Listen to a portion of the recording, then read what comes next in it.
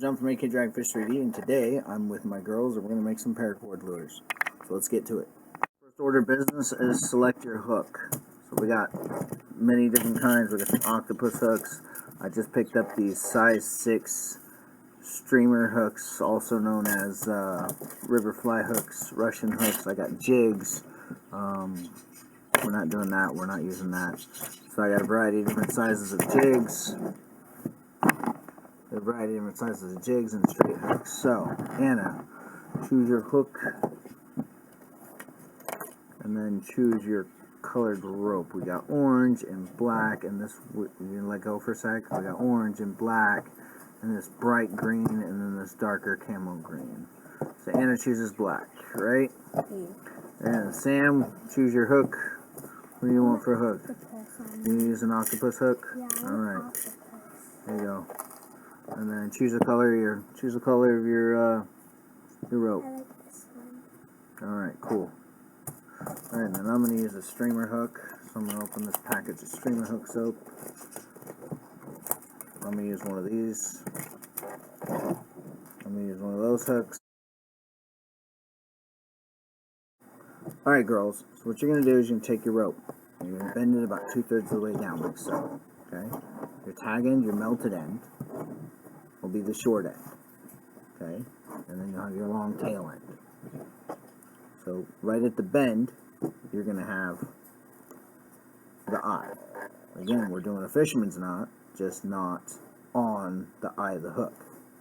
Okay? So then we'll loop it once. And you're gonna go over both the shank, both the stem of the hook, and the end going backwards. And you're gonna wrap it about 3 to 4 times. But the biggest thing is not to pull on that tail end. Okay? The biggest thing is not to pull on the tail end and lose your loop. Okay? Because if I pull on that tail end, that loop is gone. And then we're screwed. You gotta restart. Okay? I normally try to go as low as possible to the curve of the hook. See, in this particular hook, I went 4 times, right? And then you go back up across the hook through the eye. If I can do this, there we go. Through the eye, and then pull it tight. Okay? And pull it tight. This is a lot better with a jig head than it is with a fly hook. Okay? So you're going to pull it tight. When you're done with that part, then we'll trim this tag end. If my scissors will cooperate now.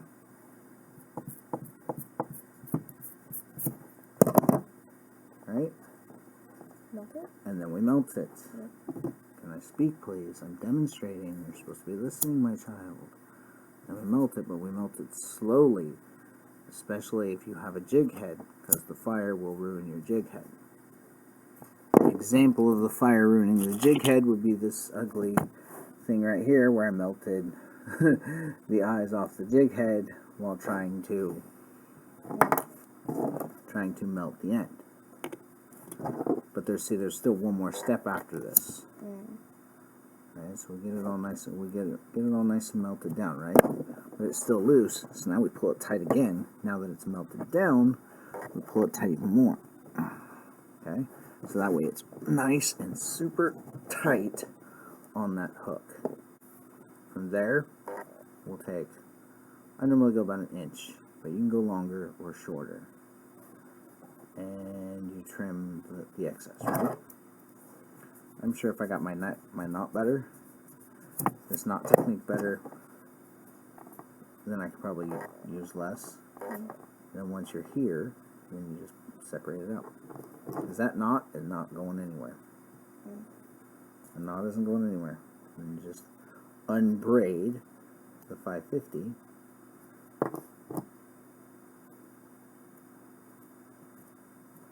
Using your nails.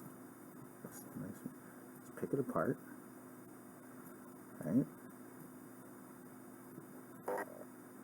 It's kind of crazy when it gets picked apart, right? And you just pick it apart.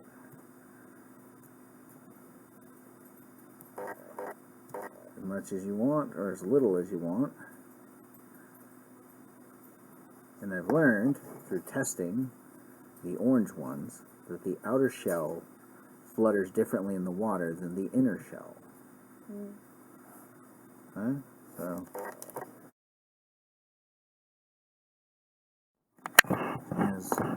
Anna's trying to rush it over here.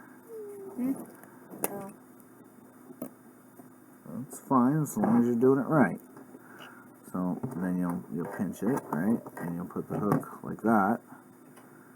Are you gonna take the hook, kiddo? I know. Ow. See, Anna's got the right idea going here. Right? So you got the loop. Sam's got the loop. Let's get into Sam here. Sam's got the loop. Hold on. There's a trick using the jigs. See that little notch right there, Sam? Make your wrap, the first wrap on that jig. So you take the wrap, you make that first wrap, and you come under, right? When you come under, or over, whatever, look. I'm trying to do it here, where both the camera and you can see.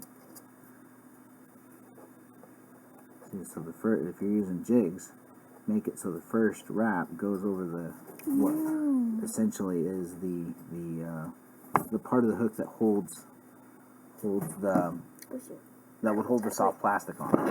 So Anna's already here tightening at the tightening step. Hold on, you gotta do it both ways, Anna, right? And then we do this. Go to the Yep, go through the eye and pull it tight. Yeah, it's gonna nope. Sam didn't do enough wrap. 3 wraps minimum, Sam. Did you wrap it 3 times? No, I don't see 3 wraps. I see 1. I see 1. Now it's 2. And now it's 3. Right? And Anna's right here.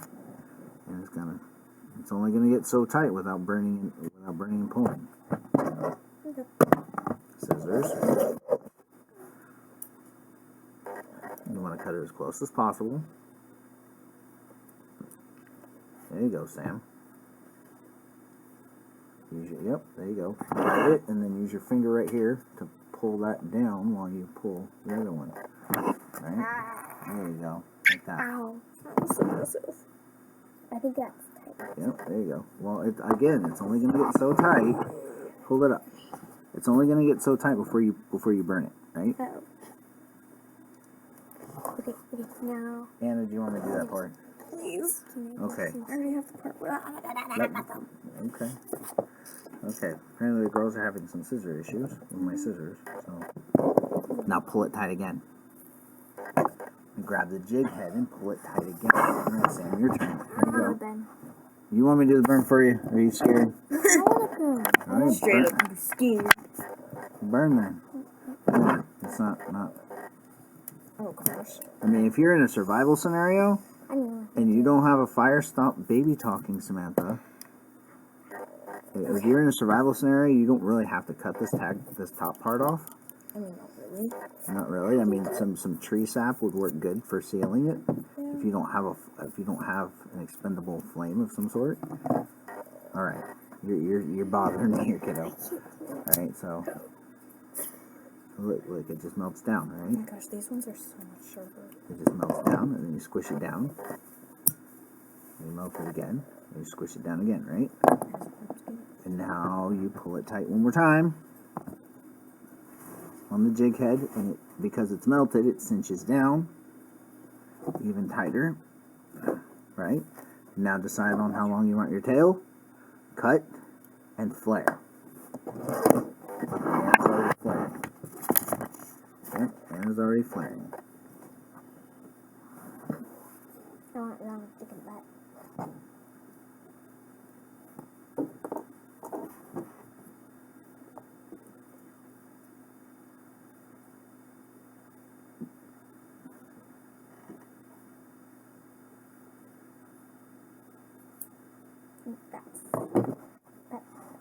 Alright, now here's Sam flaring.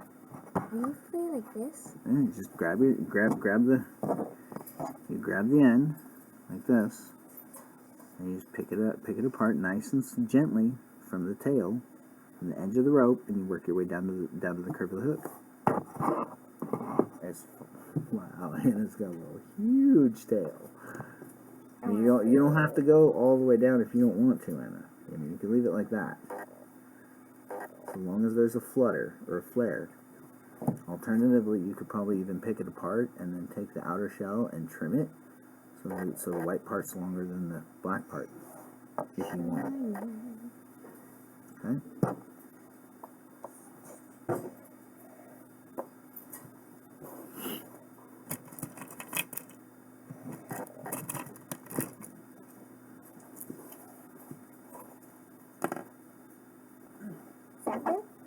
Let's see. Show the camera. Show the world. Oh, there's Sam's. It's a skirt. Yep, that's what it's supposed to be. It's supposed to be a big flashy tail. Big flashy tail to make a bucktail jig. Bucktail jigs that I made with the girls. Here's the one that I made using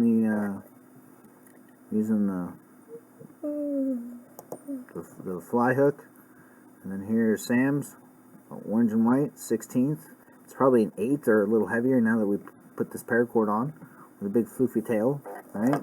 And then Anna opted for the longer shaft or longer body tail, and then a larger hump. It almost looks like a hump. What is that? The humpback, like a humpback fry. What's a humpback fry? Exactly that. So it's a humpback fish. The fry is a hatchling or a baby. So there's Anna's. There's all three of them together. So, thanks for watching. Y'all have a good night.